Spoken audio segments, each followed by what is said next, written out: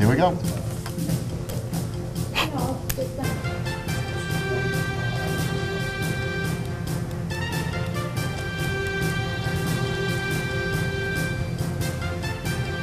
Live, it's the Inside Scoop, Virginia. All the news Virginians want to know. Here's your host, political insider, George Burke. Welcome to Inside Scoop, Virginia tonight. Often we get down and dirty with politics on this show. We talk a lot of strategy. We talk about the nasty rhetoric. Sometimes we throw out a little nasty rhetoric. Tonight we're going to a higher plane. Tonight we're going to deal with the mechanics of electoral politics.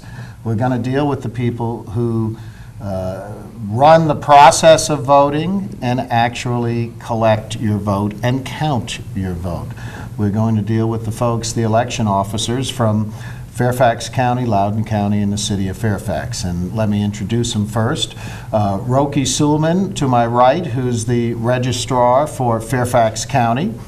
Diana Price, who's the secretary of the Loudoun County Electoral Board, and Jeremiah Vangan, who's the registrar for the city of Fairfax. Welcome, folks. Thanks. Glad to have you. Thank you. This year, there is an expected going to be a record turnout in terms of voters. I firmly believe that's going to be the case. There's a tremendous amount of interest in this presidential race here in Virginia. For the first time in decades, we are a battleground state.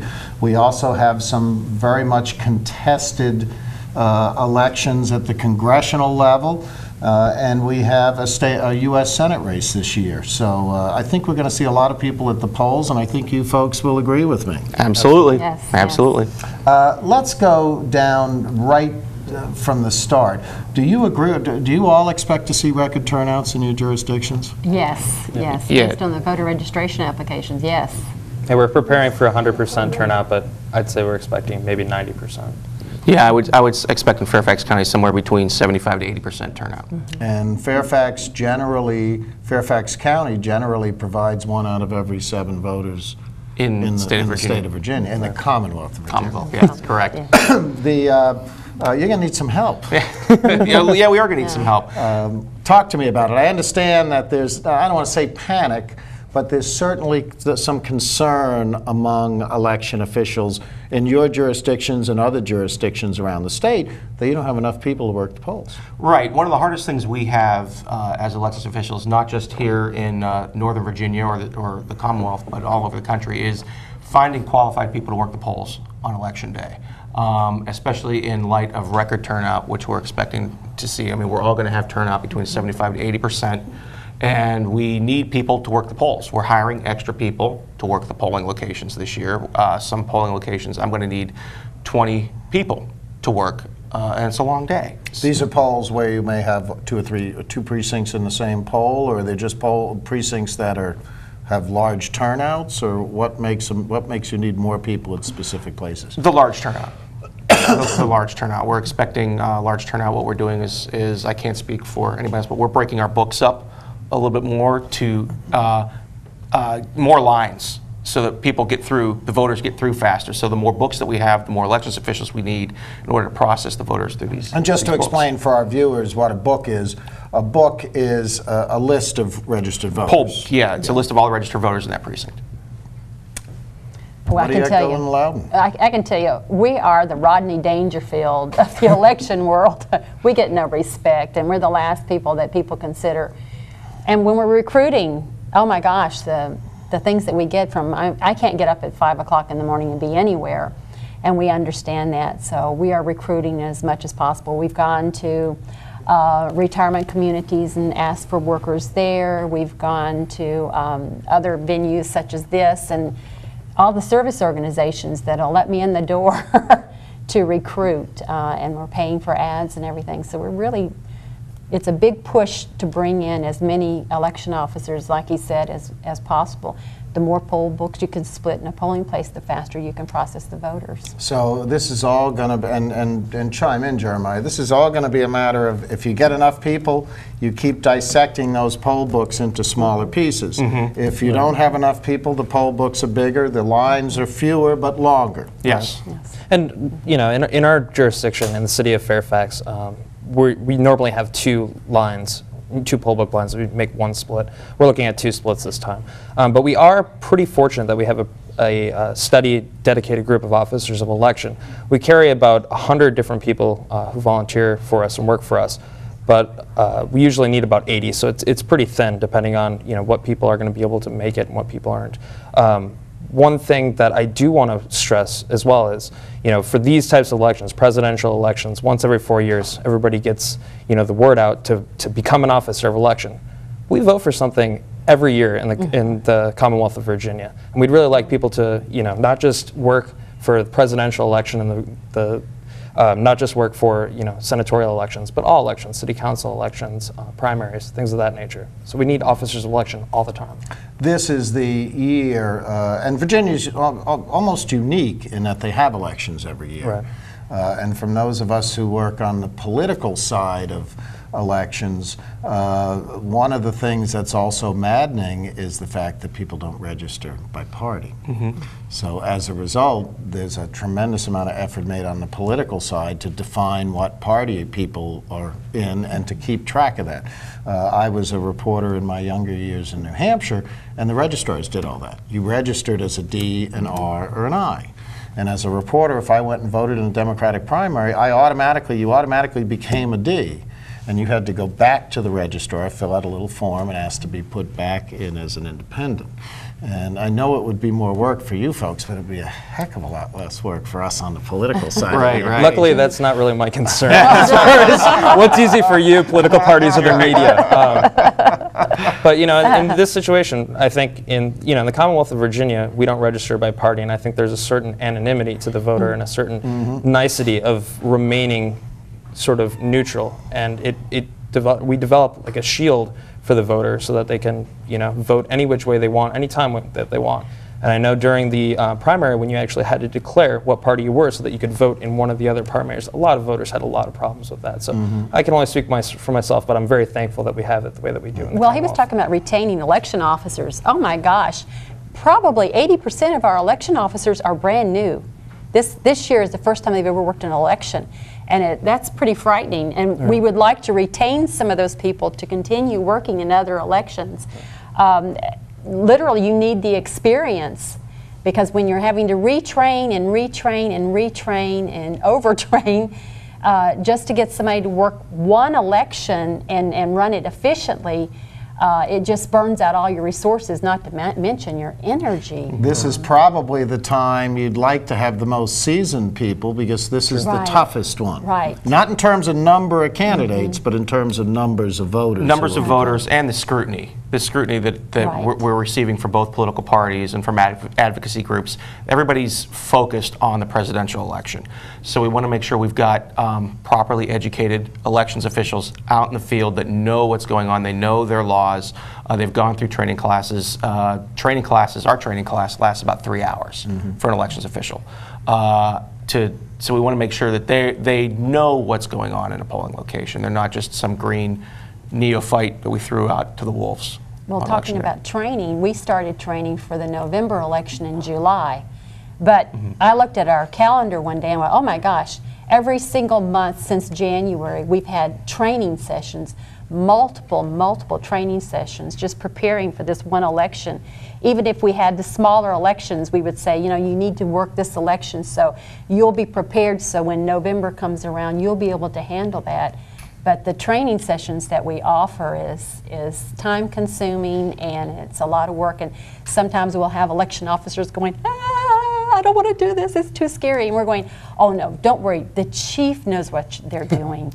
You just need to show up and mark the poll book when a voter comes up. So one of the things I think that the viewers need to understand is every election official who comes in, even whether it's their first election or their 10th election, they all have somewhere to call back to verify what Absolutely. they're doing. Right. Absolutely. There's always a fallback place where they can go if they're unsure of some decision that they're going to make. Right. There's a leadership structure at the polling place, as well as everybody has, or every precinct has a cell phone that they can contact myself or any of the members of the electoral board. We're blessed to be small enough where the electoral board and myself kind of circulate through the polls all day. We've only You got have six polling places, precincts. yeah. So it's a lot easier for us than these two, who have much larger How many jurisdictions. do you have in Fairfax? 228. And in Loudon? We have 62, and that's plenty. And that's 10 more than we had in the 2004 presidential election. And we would have had more, but last year the Board of Supervisors pulled them, and they said, you can do it next year. And we said, no. In a presidential year, you do not move a polling place unless you absolutely have to, or split it. And this, not only will you get in the 4-year cycle, this is when you get your most voters, but I will say this, I won't ask you to verify it, but my impression is it's when you get your most inexperienced voters. Absolutely, absolutely, because there's a good portion of the electorate that it's estimated 25 to 30% of the electorate only votes every 4 years. So those are the people that forget how to do things. At Fairfax County, we are going to have a partially different voting system than everybody voted on 4 years ago. So some of the people are going to come in and see something new for the first time. They're not going to know what's going on, and laws have changed between 2004 and 2008, and the inexperienced voter tends to, I don't want to say slow us down a little bit, but they do need a little bit more assistance as they're going through the process. At least this time, every person on the ballot in every polling place, certainly in Northern Virginia, I don't think there may be some places where they have some local elections mixed in, I don't know, but we don't have any up here in Northern Virginia. We'll all have a D or an R or an I or whatever after their name. I remember during last year's election, our Board of Supervisors election, the Board of Supervisors, if I recall, did not have a designation whether they were Democrat, Republican, Independent, or whatever. And people would go in just wanting to vote the party line, and if they didn't have a sample ballot or something, they were confused. And of course, what happens if they don't know something like that and they come? Will you answer those? Will your officers answer those types of questions in the polling place? They will tell them that they're not allowed to give them that information out, and that they really need to refer to their sample ballot. Right. And quite often in a polling place, they'll put a box off to the side, and then a sample ballot, when a person's finished with it, can be tossed in there for recycling so that the parties can come back in, And use them take them again, back yeah. out, and recycle them. So we've told people in the past, see that box over there in the corner? Go pick a sample ballot out of that. It'll tell you. Sample ballots are something I know that the parties swear by, Yes. particularly when you have an election with lots and lots of candidates on it. Yes. But we view these elections, you have a lot of low information voters. And that's not meant as an insult, but people who are very attuned to the presidential race, but may not make their mind up till the last couple of weeks. They may not be a partisan, so to speak. And then they're faced with these other two elections that they haven't focused on at all. You know, many of the residents of each of your jurisdictions are very focused on the District of Columbia. They may work for the federal government, whatever. They may not even know who their incumbent congressman is. And certainly in other years when you come down to delegates and senators and state senators and the like, they don't have a clue who they are. So that's going to be interesting. And when we come back from the break, I also want to talk about the whole, how many younger voters we're going to see this time. I think certainly the Democrats have registered a lot, and I think the Republicans are working to do the same. So we have the registrars of Fairfax County, Fairfax City, and Loudoun County. I hope you'll stay with us. We'll see you at the turnaround in 2 minutes, and you can call us at 571-749-1166. Thanks for watching.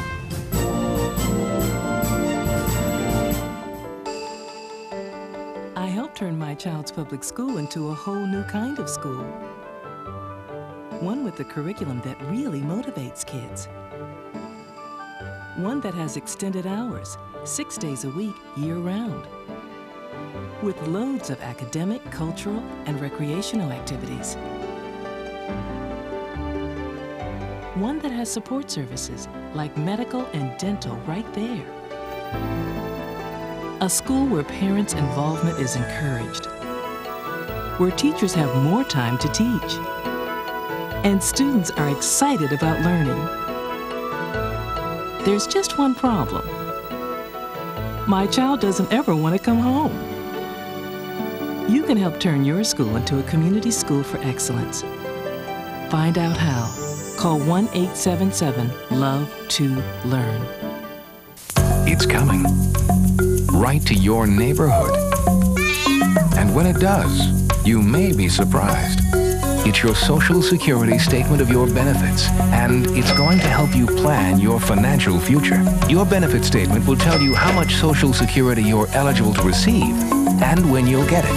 Then you'll know how much you need to save for retirement, because that's coming too. The future is in your hands. Choose to save. The toxic fumes from this meth lab are seeping into Jamie's sinus cavity. Ammonia vapors invade her throat. Toxic gases fill her lungs. Jamie's body is deteriorating. And she doesn't even know it. Jamie, dinner. So, who has the drug problem now? Find out how meth affects you at drugfree.org/meth.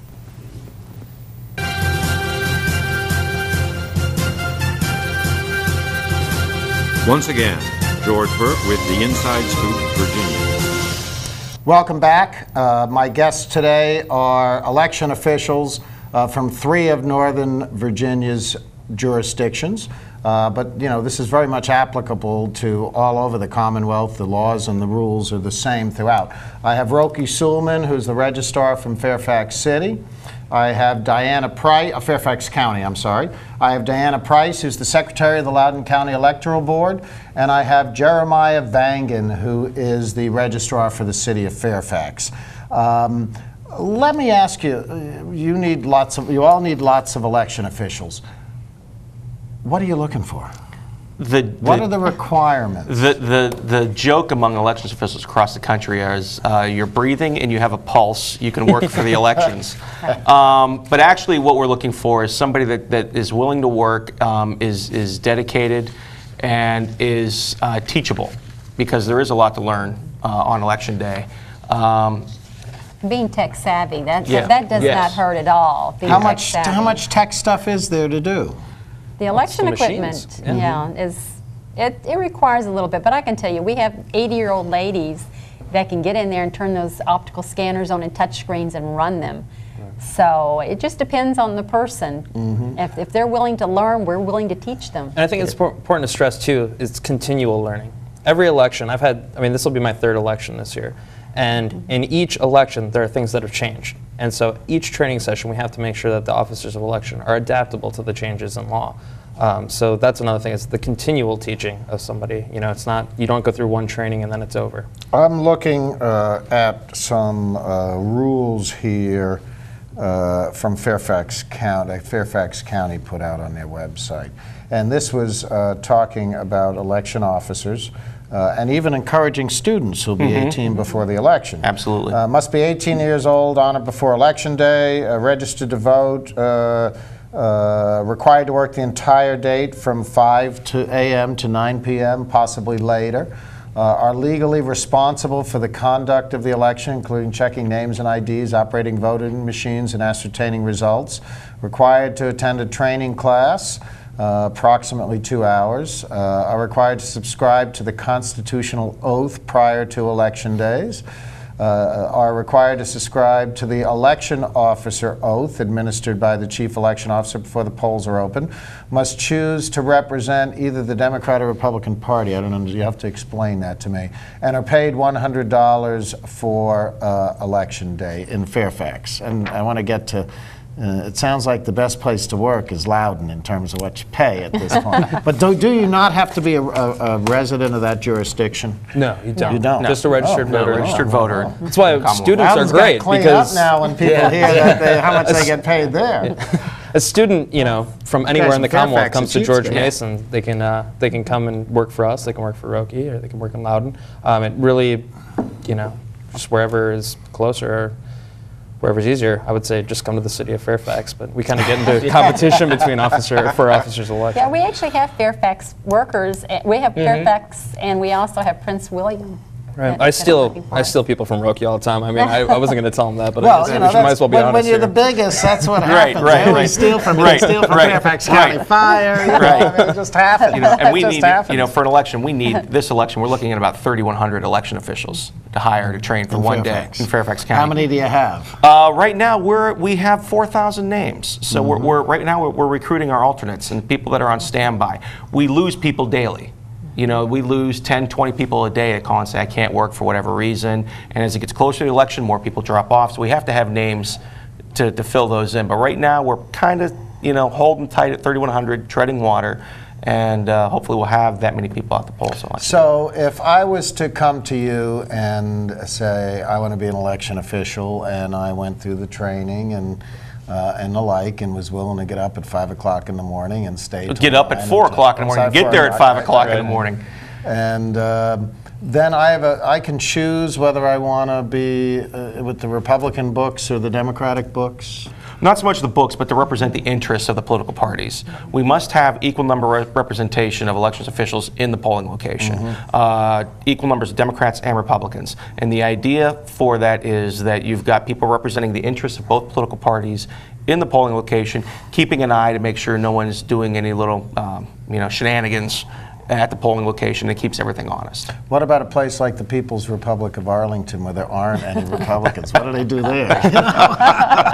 They get somebody to Or represent Alexander. Republicans Yeah. for that day. But it's another thing that I'd like to point out is part of this deal, part of having Republicans and Democrats at a polling place, is that the political parties are supposed to offer us names of people that we can recruit of officers of election. I haven't been here a very long time, but I know that no political party has ever put anything across my desk that gave me a list of people to recruit from. So,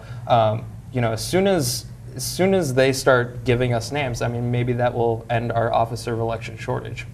Often, speaking from the political side of it, although I don't work for a jurisdictional committee like FCDC at Fairfax County or City of Fairfax, although both of them are underneath my 11th District Committee, I have heard in the past where they throw this out to their membership and saying people who want to be election officers, and I know there's been some encouragement because throughout the Commonwealth, certainly throughout Northern Virginia, I think that you folks have done a pretty good job of saying help this time around. We have, and I think the State Board of Elections has done a real great job of doing that too, and promoting it statewide and saying, listen, we need folks, we need qualified people to take time out of a busy life to fulfill this basic tenet of democracy. And I think that's what's really helped us. We've gotten quite a few names from the State Board of Elections. That's what's helped us maintain our numbers. Now, you folks have to police the rules outside as well, I presume. Maintaining a certain all the political matter and signs have to be 40 feet from any entrance to a polling place, and if somebody's causing a problem or violating those rules, the chief election officer or at least somebody in authority from that polling place has to go out and ask them to cease and desist, I presume. That's correct. And if they don't, then you We can have them. We can have them physically removed. I don't imagine that happens too we often. don't want to put ourselves in that situation. I've been there when I've seen it happen. I've done that in my former jurisdiction. Before I moved and took the position in Fairfax County, I've actually had people, the police officers had to remove people that were causing disruptions at polling And that's locations. usually in a local election, not necessarily a national election like this one. Well, I'll tell you what you're going to face this time. As a battleground state, we are going to have every Yahoo in America here. I hate to say it that way, but we've already got a coordinated campaign. We've already got individual campaigns for each of the candidates. You're going to have the unions in here. You're going to have the interest groups in here. I imagine there's going to be as many people hanging around outside the polls as there are working inside the polls during this election. I came from my previous jurisdiction before I came to Virginia. I was an election official in Ohio in 2004, and I've said this is deja vu all over again, where it's the same thing. We're going to have the scrutiny, and both political parties have amped up everything, and they're the scrutiny, and they're looking at each other, and aggressively turning out the vote. So it's going to be an interesting day. And even if if you remove the Obama and the McCain campaigns, and you remove the coordinated campaign, and you remove Warner and Gilmore and Fader and Wolf and Connolly and Fimian and the rest of them from the equation, the political parties themselves in Northern Virginia are pretty sophisticated compared to many other locations where I've traveled extensively in the world of politics. And they know what they're doing here on both sides of the aisle. So, I mean, they've even got attorneys lined up to deal with what they will view as issues if you folks make mistakes. They've got attorneys ready to run into court and do whatever they need to do. Although I've heard of very few, if any, instances, certainly in your three jurisdictions, or for that matter in Arlington, Alexandria as well. But certainly we've heard of some downstate and other locations within the Commonwealth where the attorneys have had to move in and be a little pushy. Let's talk a little bit about voter registration. Have you seen, certainly Fairfax, what are the numbers? They're huge in terms Fairfax, of we're adding about 200 people a day right now. We're averaging somewhere between 1,800 and 2,000 people a week. A lot of that is new citizens that have been processed. They're trying to process a lot of new citizens before the deadline. Fairfax County is a transient community. A lot of people moving in, a lot of people moving out. So we're seeing those numbers, the people that are moving in, rise up. So yeah, no, there's a huge push, and we're registering a large number of people. How about Loudon? Oh yeah. Well, between the close of books in January 23rd, just before the February primary, and as of August the 3rd, we registered 7,792 voters. And so we're expecting at that rate to at least process another 1,000, because we've got about another month to go before the books close, because they'll close October the 6th. But we've really watched a jump, but that's the way it's been for the last 5 or 6 years for us. We were processing almost 1,000 people a month. So now it's probably, 900 a month or something. But we're still registering voters at a rapid pace. Now, Fairfax City is a smaller jurisdiction, but you're still seeing a fairly substantial voter registration. It depends on what your definition of substantial is. We're kind of blocked on all sides by Fairfax County. Back in 2000, we had about 13,400 registered voters. 4 years ago, that went up to about 14,000, and now we're getting close to 15,000. There's just not a lot of places to build in the city of Fairfax. But we are seeing, a net increase. A lot of people, like in Roki's jurisdiction, a lot of people moving in, a lot of people out, but it's very slow. So we're approaching 15,000, but I'd say we're about 14,800. So are we seeing a lot of new Americans? Are we seeing a lot of young Americans too? Absolutely, absolutely. We're seeing a lot of voter interest at the 18 to 25-year-old level. High school students, college students, George Mason, registering to vote. They're participating. I guess the big question is, they're registered now. Let's see whether they vote in November. That will be the big test. Thank you for watching. We'll be back in 2 minutes, and stay with us.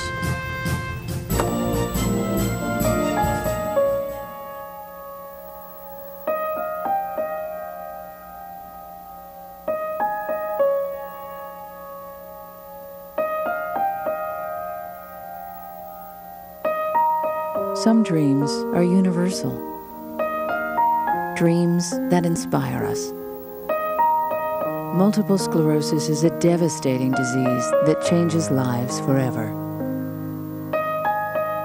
The National MS Society does more for people with MS than any organization in the world. But we can't do it alone. To get involved, visit us online at nationalmssociety.org. or call 1-800-FIGHT-MS. This is why we're here.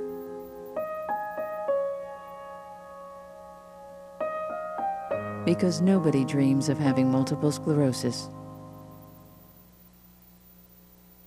What's wrong with this picture? Half of young Americans can't locate economic powers like Japan and India. 20% can't even find the Pacific Ocean. Without geography, our children aren't ready for the world. Geography is everywhere. It's incredible creatures, rhythm, fashion, flavor. It's economics and politics. It's change. Understanding connections between people and places is critical in the 21st century. That's why we created mywonderfulworld.org. Go there now for your free parent and teacher action kits and give our kids the power of global knowledge. Because kids who understand our world today can succeed in it tomorrow.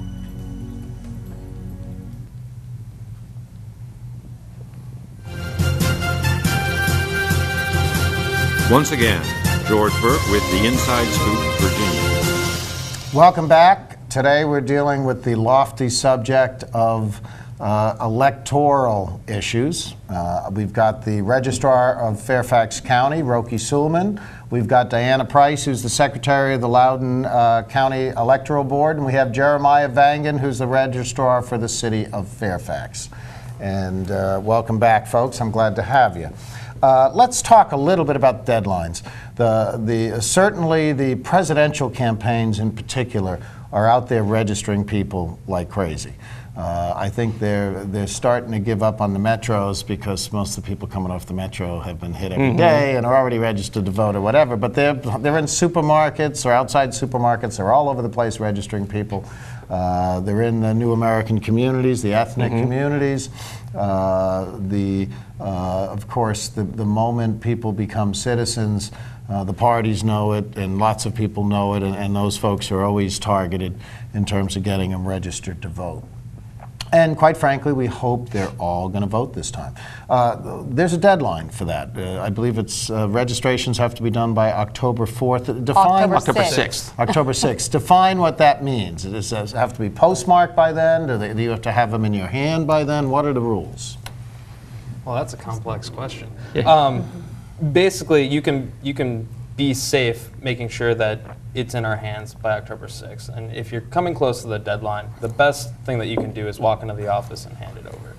There are all sorts of technicalities that, depending on a lot of times what happens is people get their registrations to Roki, or people who are supposed to be coming to me will get their registrations to Roki. If that happens, they're both registered by the time they get to that office, but there's clerical work to be taken care of after. But October 6th is the deadline. Our recommendation is to call ahead. You can look on the Virginia State Board of Elections website. There's all sorts of ways that you can check and make sure that you're registered to vote. So get it in by October 6th and then check afterwards. Now, my wife and I both received, I think my older kids did as well, a new card. Yeah. And the card no longer uses the Social Security number, just like my driver's license, so I no longer remember what my driver's license number is. In fact, it's so small, my driver's license, I can't read it without reading glasses. So it's a double disaster. But anyway, so I can read the number on the cards. I saw it was big enough. Do you need to bring those cards? Explain what those cards are. That shows that I am registered to vote, but as long as I walk in and have a piece of identification with me, and I believe I don't even need a piece of identification, I can get a provisional ballot if I Or don't. you could just sign the affirmation saying that you are... Depending on the circumstances. If it's your first time under the Help America Vote Act ever voting, you will have to show an ID or you'll have to vote provisionally. If you've already voted before and shown your ID to an officer of election or in one of our offices or registered at the Department of Motor Vehicles, you can sign an affirmation of identity. So there's a slight technicality, but the best way to do it is bring your voter card, bring your driver's license, bring some government form of identification or a myriad of other things. And if you have any questions, you can feel free to call. So as long as you got a decent piece of identification, it doesn't have to be that vote. You don't have to be halfway to the polls and say, oh my God, I forgot my voter card. No. Good.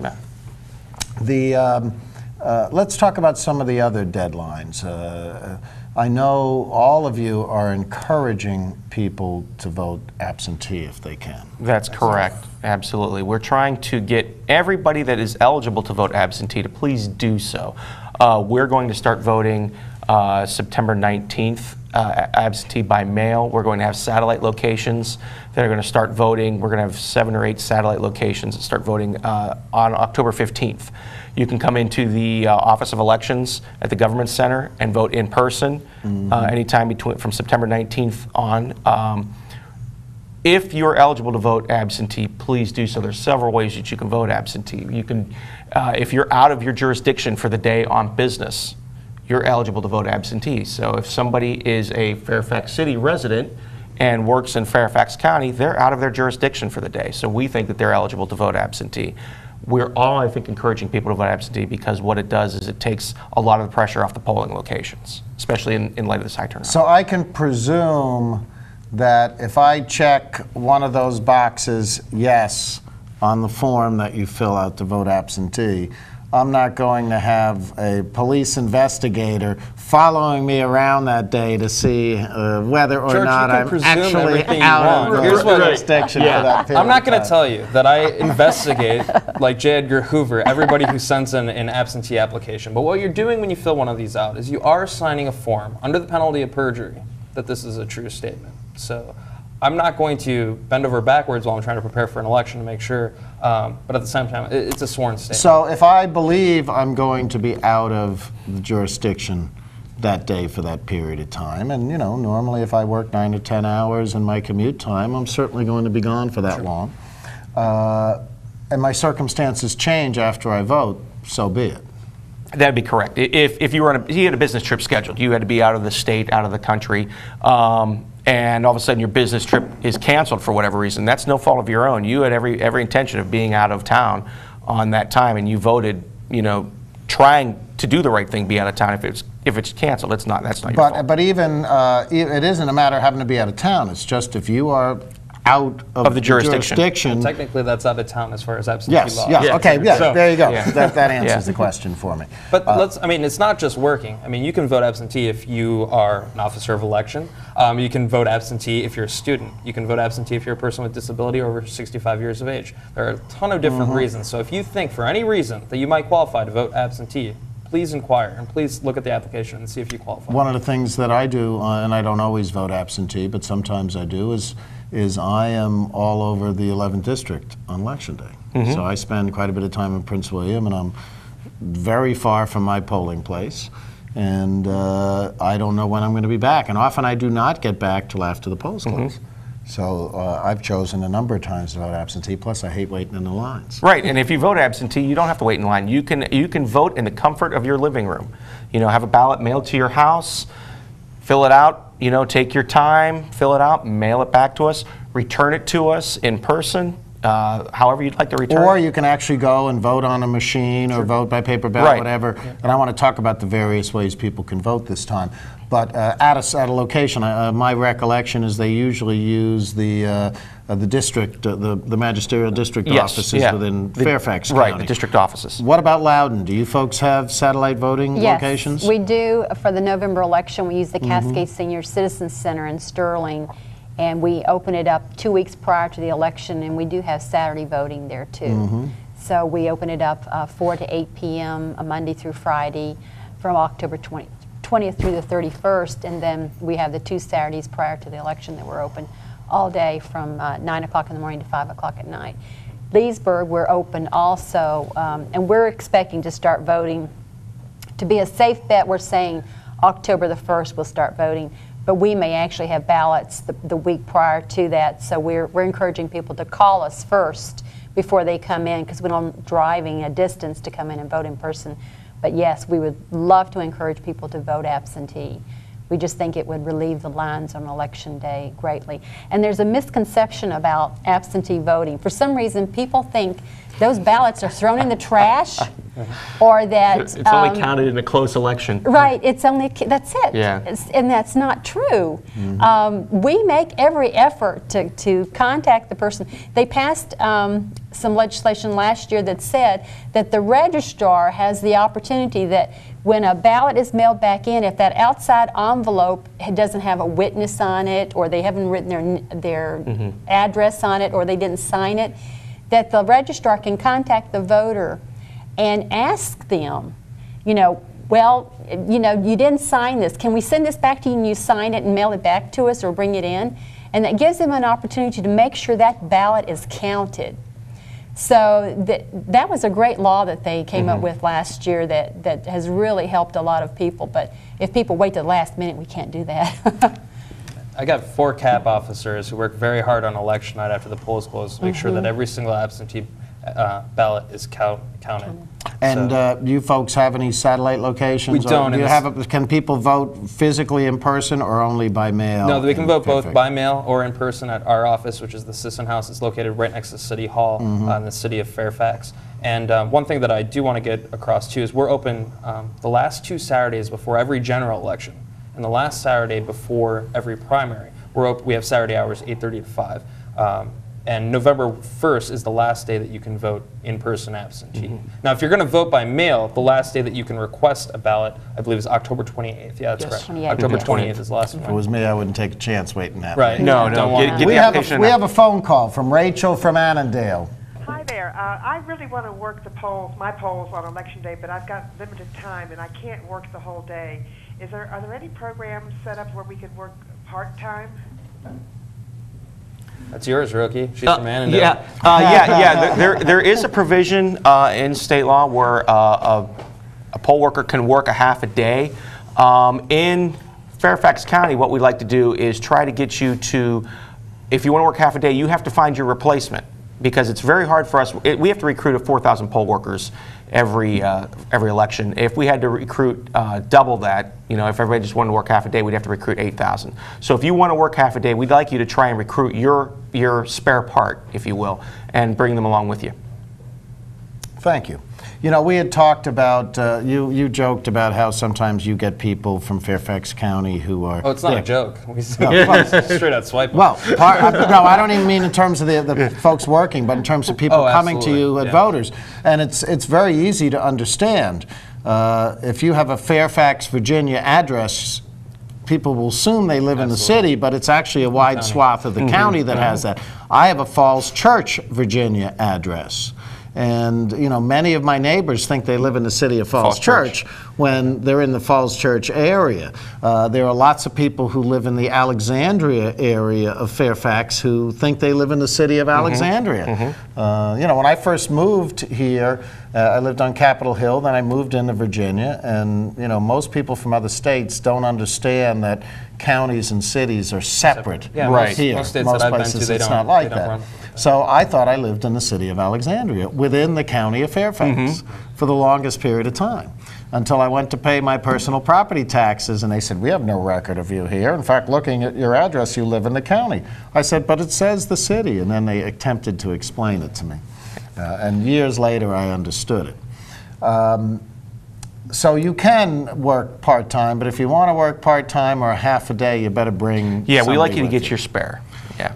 Not in the city. You guys are we slave just- drivers, yeah. huh? They got to just be there for all those We want hours. to, a smart registrar once said before this show that it creates more problems, and it can be very difficult. And we understand on one side that it makes things easy on the person, but we've explored the opportunity, but we haven't decided to go with it yet.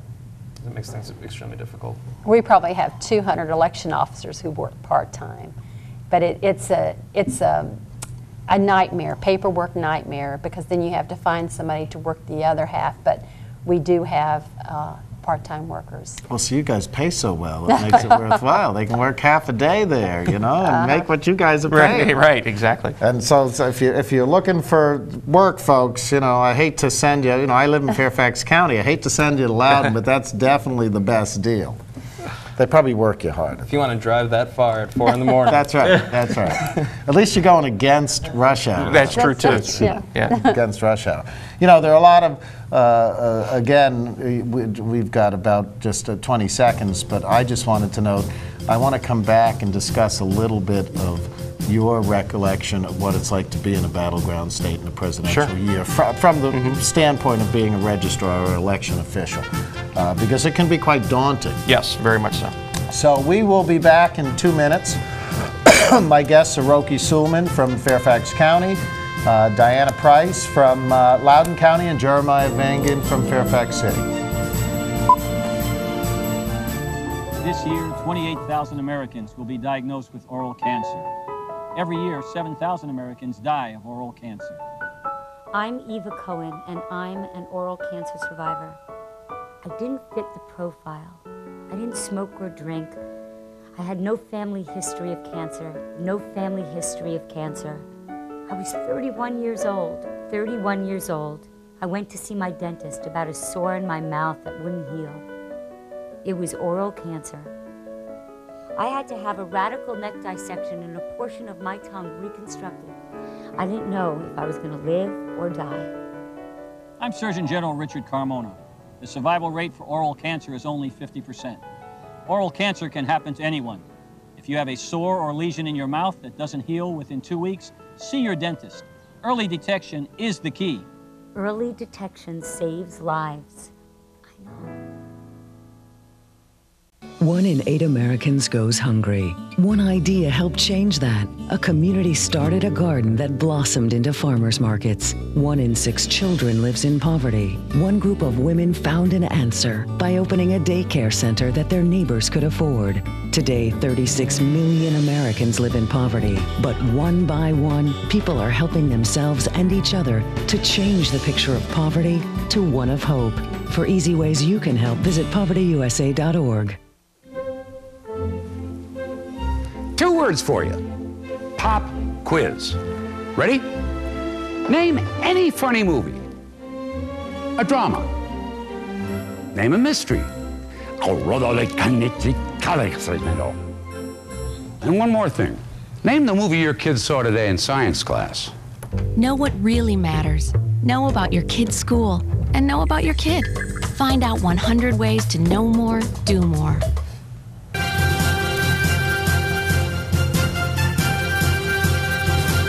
Once again, George Burke with the Inside Scoop, Virginia. Welcome back.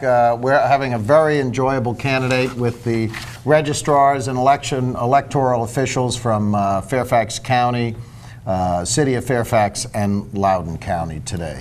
Roki Suleman's from Fairfax, Diana Price is from Loudoun, Jeremiah Vangan is from the City of Fairfax. I want to add, though, that most of what we're talking about is applicable across this Commonwealth. That literally the rules are the same, the deadlines are the same. You don't set them arbitrarily in your jurisdictions. They are set by the State Board of Elections and originally presumably set in code by the state legislature, the General Assembly. So we were talking about the whole idea of being in a battleground state, which is a new something new for us. It's the first time we're truly a battleground state since around '64. There's been some efforts where there was some fights, but it became clear even in the Kerry race last time around and in the Gore race that at some point the Democrats understood they weren't going to win Virginia, so they start pulling resources out. They still wage a campaign, but they pull resources out. This time it looks like we're going to have the whole three-ring circus. What kind of pressure does that put on you as an electoral official? It puts some significant pressure on us. I was in Ohio in 2004, and my office was crawling with lawyers. And every perceived slight or issue on Election Day could be escalated into a lawyer perceiving that somebody is being disenfranchised. And that's not the case. Tensions are high.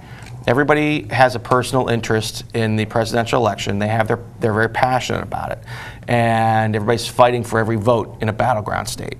So what we ask, like the lawyers and the voter protection people and everybody else, is to kind of work with us. We're here to work together with everybody to try and get everybody involved in the process. But I mean, we had lawsuits in Ohio in 2004, and it got to the point where I told the attorneys, the only thing I ask is that you spell my name right on the complaint, because we're going to be sued regardless of what happened. But we ask that if there is an issue at a polling location on Election Day, contact the registrars or the Electoral Board first. Don't run off to court. Don't run off. We'll fix an issue if there's a problem at a polling location. We can't fix what we don't know. And if somebody sees something occurring, please contact us, and then we'll correct it. Don't run off to court and try and file an injunction over a perceived slight. We have another call. We have Mike from Centerville. Mike, are you there? Yeah, I'm here. My question has to deal with contested ballots. I showed up at my poll. My name wasn't in the book, even though I had a card from the Commonwealth of Virginia, and I wasn't able to vote. And after I left, the Democrats out front said saying I could have filed a contested ballot. How does that work? Everybody. That's a provisional ballot. Yeah, it's called a provisional ballot, but basically what that is, everybody has a right to vote provisionally should they request it. And we actually we have our officers offer a provisional ballot in one of your cases.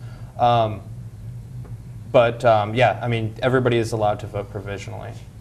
How is a provisional ballot counted? Do you go back and research to determine that this person truly is a registered voter by whatever means, whether it was filed with the DMV or whatever, to determine whether they're on the rolls? Right. The person must vote in their correct precinct. Okay, so if they vote in the wrong precinct, their provisional ballot will not count. But if they do vote in their correct precinct, for some reason, if this gentleman has a card that shows that he was supposed to be in his precinct and for whatever reason he didn't show up in the book and he was assured that he was in the correct precinct, they can call our office.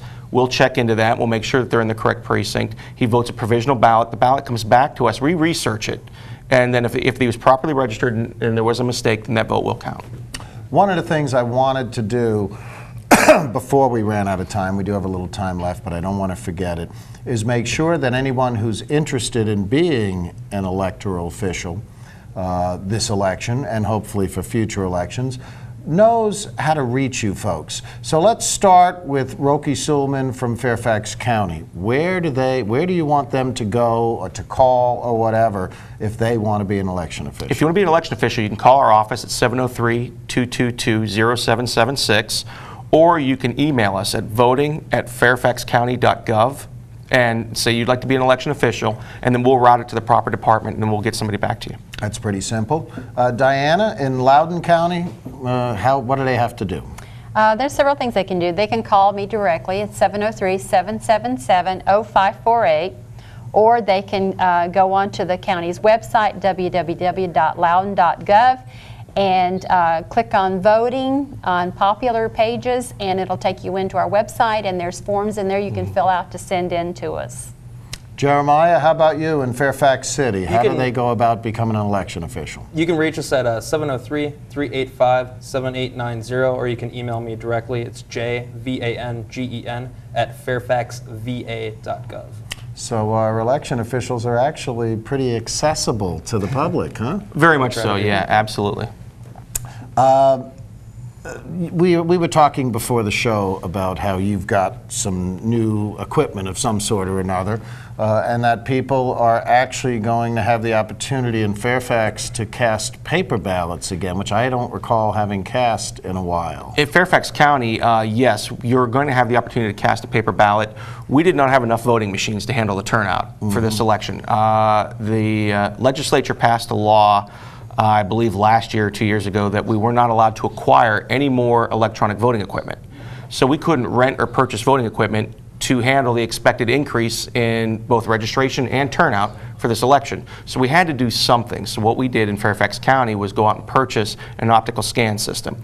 We have we've purchased enough ballots for every voter in every precinct, so we're not going to run short of ballots.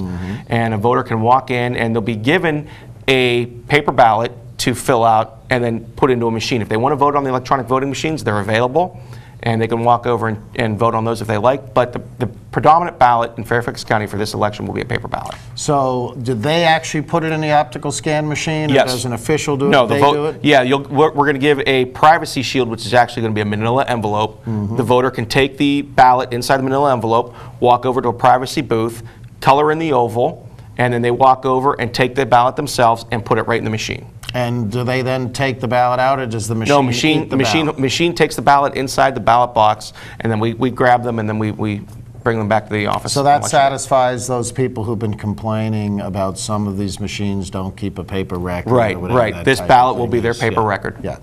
How about in Loudoun? Well, we have the optical scanner. We've always had the optical scanner. We just added a touch screen to each of our precincts to satisfy our ADA requirements. Of course, now with the way Loudoun County is growing, we're having a lot of problems with splitting more precincts, because what do? We wanted to add like a dozen new precincts for next year, And we can't purchase any more touchscreens. So now we're going to have to purchase a whole new different set of new system. So we'll be introducing several different systems into our county.